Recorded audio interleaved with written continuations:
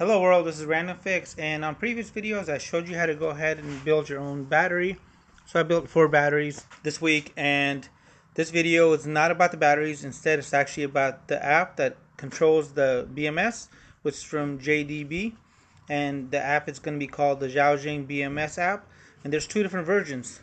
We got the consumer version and we got the professional version. So in this video I'm going to concentrate on the app itself. If you guys want to learn how to build the batteries, check down below. I'll have links on how to go ahead and get that done from the beginning till where we're at right now. So let's go ahead and jump into these apps and the differences between the consumer version and the professional version. You can get this in the Google Play Store. You have to download this direct. Free and also free, but you need to go and get it from the vendor, which I'll have a link to in the description link down below as well. So stay tuned.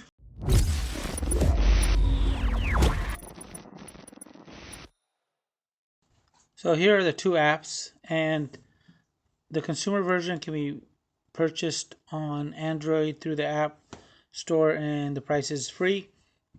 And the professional version, which is to the right here, it needs to be downloaded. So I'll have a link to the latest version down below. And on the last video, I'll show you where you can actually always find your own updates in the future. So we got the 2 apps here, and if we hit the 3 dots to the left hand side, we're going to see that the consumer version is pretty stripped down. It has a dashboard and it has an about section. On this, we also have the dashboard. However, now we have a battery state, we have a parameter view, we have parameter settings, functions, app settings, and the about section. So let's go to the dashboard on these BMSs. So on here we notice that we have a lock, and on this one there's no lock. However, we have a charging and a discharging icon down here, and these are really nice to have, and they do the same exact thing as the lock function. So originally these were used for electric scooters, and if you hit this button right here, basically you're not going to get any more power out of the unit. And if you did the same exact thing here, you would no longer get any power out of the unit. However, you can go ahead and still charge it. So it's a one-way charge right now, and if you turn that off, basically there's not going to be any charging or discharging happening on the application to the right.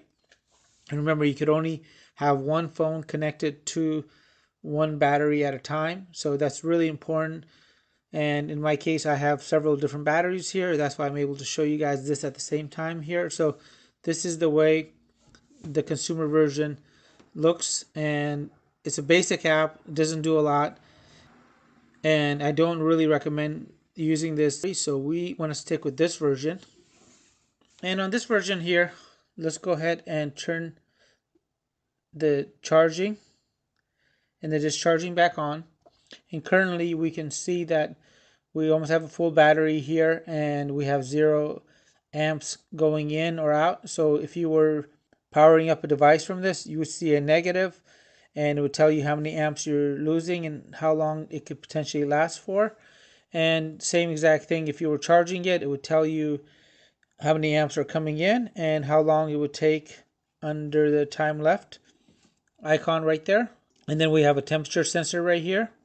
We have the battery voltage, and this is the life of the battery that we have remaining.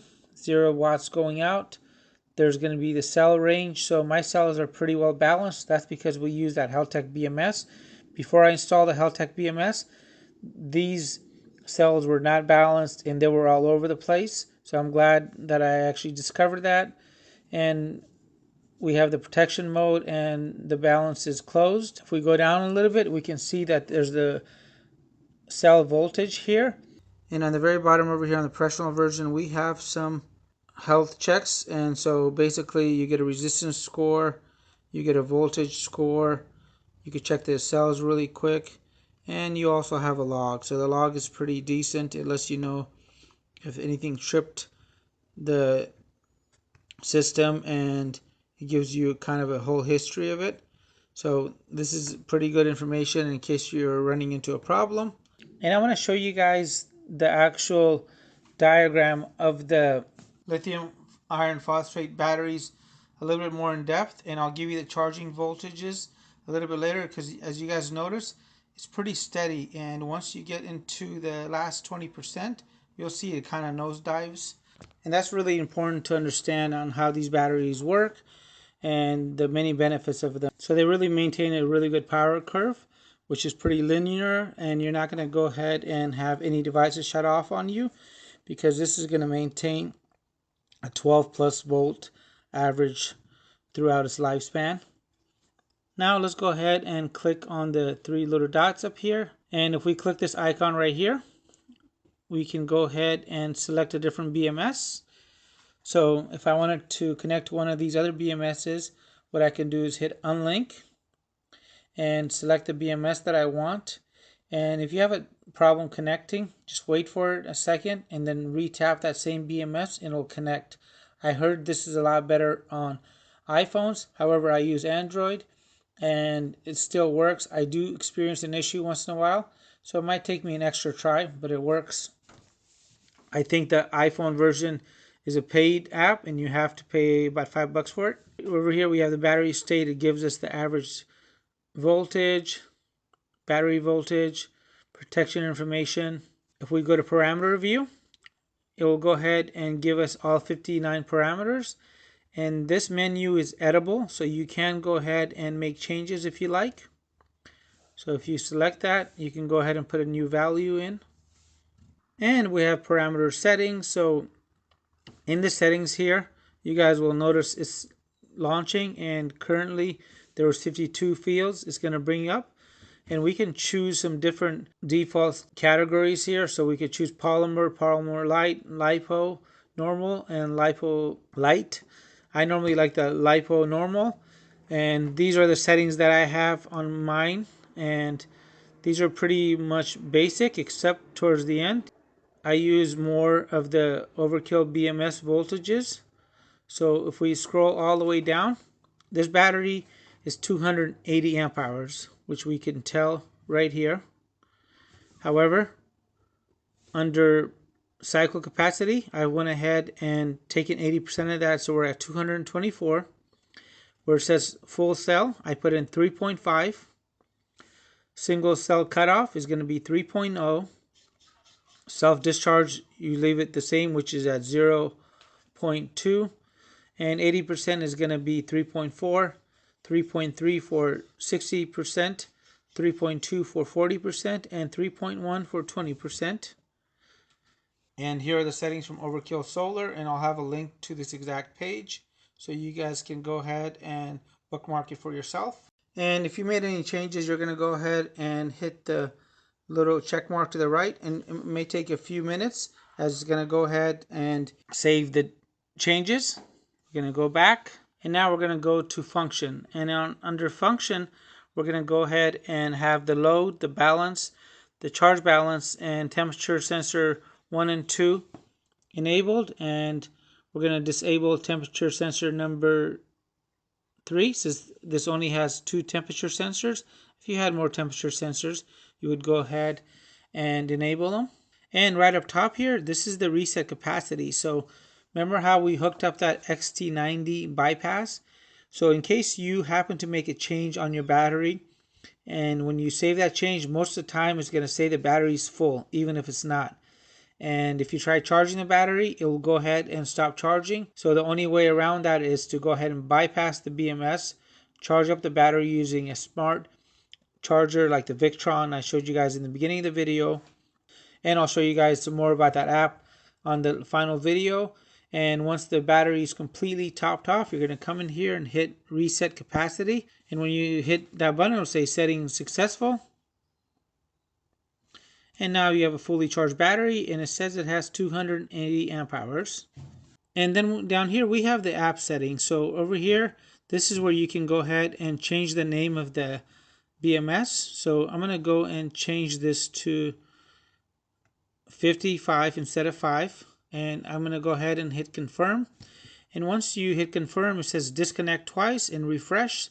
So if we want that name to actually take place, you're going to hit back. You're going to come here. You're going to click on this. You're going to unlink it, and then you're going to hit refresh twice, and then you'll see BMS 55. So let's go ahead and hit unlink. And if you run across a problem where it doesn't go ahead and refresh the name, I have tried using the fix button. That sometimes works. And again, the app is good 90% of the times for Android, and 10% of the times it'll just be a complete pain. And to change it back, you can just come back in here and hit confirm. Same exact thing, you can change the name back. And if you guys are using an iPhone and the app completely rocks, please comment down below, as that would really give me some good feedback.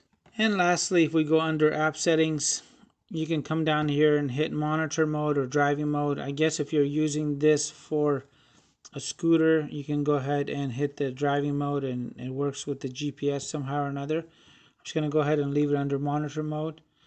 And if you want to change the password, that's easy. The default password is going to be 6 zeros, and then you're going to go ahead and just type in your own password. That's 6 digits long. Type it in twice and hit confirm. And that is how you use the Xiaoxiang BMS app, the consumer version and the professional version. So I hope the video helps you guys out. Please leave any questions or comments down below. And if you guys want to learn how to go ahead and get the JBD BMS's dirt cheap, I'm going to have that on video number 7, which is going to be up next. I'm going to show you guys how to go ahead and get these for under $70 for the 150 amp version, so you don't end up spending 160 or 150 bucks. So make sure you stay tuned, and I'll also go into the troubleshooting in case you guys are running into a few problems and you don't know what to do. Make sure you guys check that out. Thank you so much for checking out this whole video here, and I hope you guys are enjoying this 7-part series on lithium iron phosphate batteries, constructing them, building them, and learning how to use the apps. And lastly, we're going to be doing the troubleshooting and the shopping. Stay tuned. If you guys are enjoying the series on how to go ahead and build a lithium iron phosphate battery pack, go ahead and give the video a thumbs up, as it's absolutely free and it would mean the world to me. And subscribe to the channel, as it would really help me out. Thanks. If you happen to live in Northern California and you're interested in a battery setup like this, I normally have a few of these extra laying around, so don't hesitate to reach out to me and I'll hook you up with a good deal. Thanks.